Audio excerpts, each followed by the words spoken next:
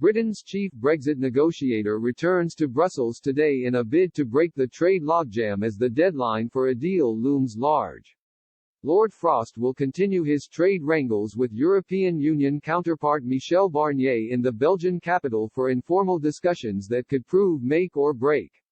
Their meeting comes after Boris Johnson saw off a Tory rebellion on Monday over new legislation that would rip up the Brexit divorce deal agreed with the bloc less than a year ago. Brussels chiefs were left fuming after the publication of the government's internal market bill revealed plans to hand ministers powers to override EU customs checks and state aid rules for Northern Ireland.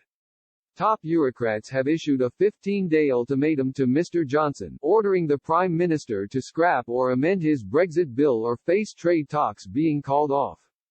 Despite the tensions, Lord Frost and Michel Barnier have agreed to continue talks over a UK-EU trade agreement in the hope of striking a deal early next month.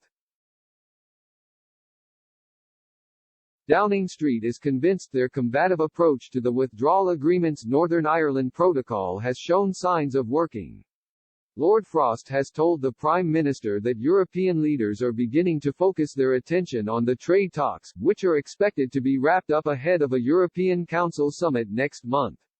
British officials feel the legislation has provided a reality check for the EU and the disrupted talks has revealed just what is at stake if trade talks fail next month.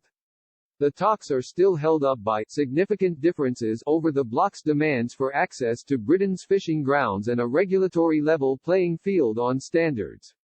With little time left to conclude a deal, Mr. Johnson's Brexit envoy hopes to convince Mr. Barnier to begin drafting legal texts on the two most complicated issues.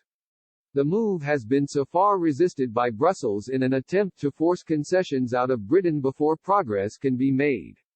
After the last formal round of negotiations, EU officials were keen to pour cold water on suggestions by UK officials that progress had been made.